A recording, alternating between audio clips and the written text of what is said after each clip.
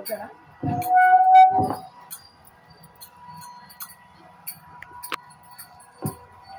జై శ్రీరామ్, జై శ్రీరామ్, జై శ్రీరామ్.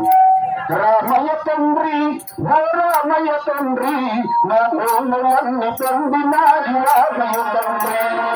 రామయ్య తండ్రి, ఓ రామయ్య తండ్రి, నా నోములన్నీ పొందినాడు రామయ్య తండ్రి. మా సామి నుండి నీవేలే రామయ్య తండ్రి, మా సామి నుండి నీవేలే రామయ్య తండ్రి. రామయ్య తండ్రి, ఓ రామయ్య తండ్రి, నా నోములన్నీ పొందినాడు రామయ్య తండ్రి. మా సామి నుండి నీవేలే రామయ్య తండ్రి. రామచంద్ర మహారాజుకి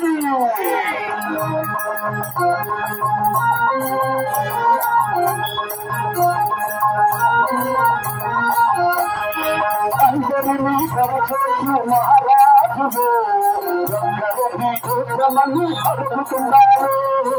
అందరినీ జరిగే మహారాజులు ఆదరించమని అడుగుతున్నారు. నువ్వు రామలే కాదులే రామయ్య తండ్రి, నువ్వు రామలే కాదులే రామయ్య తండ్రి, నువ్వు రామలే కాదులే రామయ్య తండ్రి, రామయ్య తండ్రి.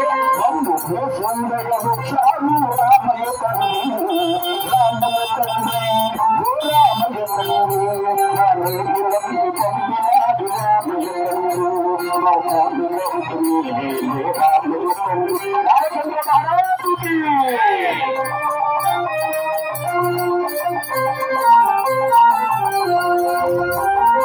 రామకిని వచ్చేసిన కూర్చోవట, రామకిని వచ్చేసిన కూర్చోవంట, రామకిని వచ్చేసిన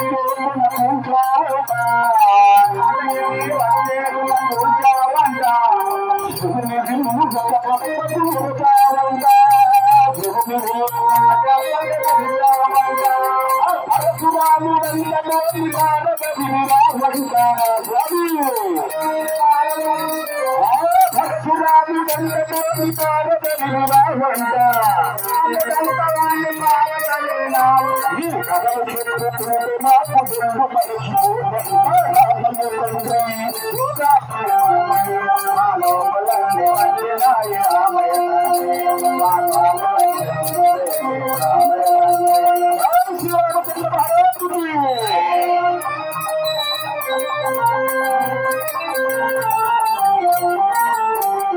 అందరినీ పెరిచోచు మహారాజులు, అందరినీ పెరిచోచు మహారాజులు ఒక్కరిని చూసమని అడుగుతున్నారు, ఒక్కరిని చూసమని అడుగుతున్నారు. రామయ్య తండ్రి, సుందర వృక్షాలు రామయ్య తండ్రి, రామయ్య తండ్రి, రామయ్య తండ్రి.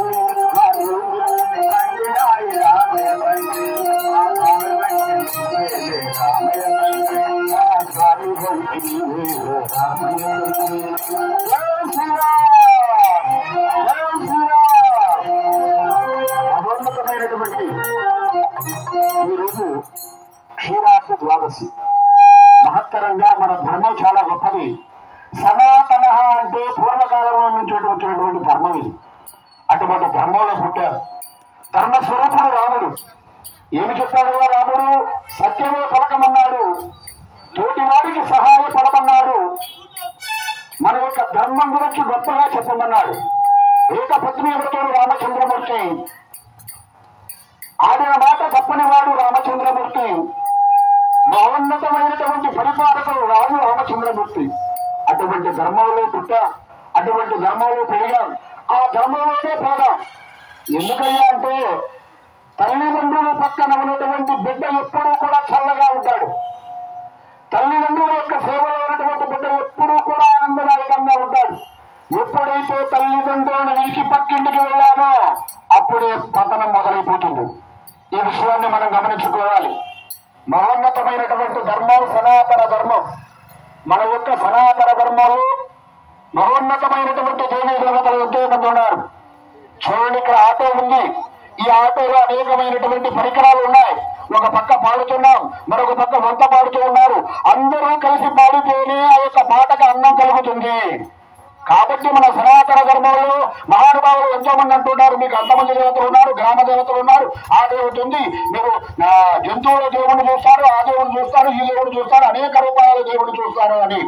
సర్వే అంతా కూడా ఏకమయని మన మనస్సు తగ్గట్టుగా మనం భగవంతుడు ఎంచుకుంటున్నాం. అమ్మ అంటే ఒకరికి ఇష్టం, అదిగో లక్ష్మీ రూపాన్ని ఎంచుకుంటున్నాం, లక్ష్మీ రూపంలో మనం పూజ చేసుకుంటున్నాం. అయ్యా ఆ పరమేశ్వరుడు సృష్టికర్త పంచభూతాలకు అధిపతి, ఆయనంటే కొంతమందికి ఇష్టం, పరమేశ్వరుని మనం ఆరాధన చేసుకుంటూ ఉన్నాం. అలాగే కృష్ణ భగవానుడు అంటే కొంతమందికి ఇష్టం, ఆయన రూపంలో కొంతమందిని భగవంతుని ఆరాధన చేసుకుంటూ ఉన్నాం. అలా అనేక రూపాలలో చివరికి జంతువులో కూడా మనం నందీశ్వరుని చూస్తున్నాం, ఆ సర్పరాజును చూస్తున్నాం, పక్షిరాజులో కూడా గరుత్మంతుడిని చూస్తున్నాం, చిలక రూపంలో ఉన్నటువంటి ఆ మహానుభావుడిని చూస్తూ ఉన్నాం. కాబట్టి పీల్చే గాలిలో ఓ నిత్యే వ్యాహరే అధనిశ్వో నారాయణ బ్రహ్మనారాయణ దిశశ్చ నాలుగు దిక్కులలో దిశశ్చ నారాయణ అంతర్బహిశ్చ నారాయణ. చూడండి, భగవంతుడు చాలా చక్కగా చెప్పాడు. మన యొక్క సనాతన ధర్మాలు భగవంతుడు అన్ని చోట్ల ఉంటాడు, మంచి మనస్సుతో ఉన్నటువంటి వాడిలో ఉంటాడు, పీల్చే గాలిలో ఉంటాడు, అలాగే తాగే నీరులో ఉంటాడు, మన భూమిలో ఉంటాడు, ఆయే భూమాత, ఆకాశంలో ఉంటాడు, ఆయనే ఆకాశరాజు, నలు దిక్కులలో ఉంటాడు, వారే చతుర్దిక్కులు అష్టదిక్కులు. అటువంటి మహత్తరమైనటువంటి మహానుభావుడు నారాయణుడు. ఈ నారాయణ స్వరూపమే సనాతన ధర్మం. సనాతన ధర్మం చాలా గొప్పది. ఆ ధర్మంలోనే ఉన్న ఎవరిని మనం నిందించవచ్చు, ఎవరి ధర్మం వాళ్ళనే. కానీ మనం సనాతన ధర్మం యొక్క మూలాలు ఒక ఆంజనేయ రామచంద్రమూర్తి మాల, దుర్గమ్మ మాల,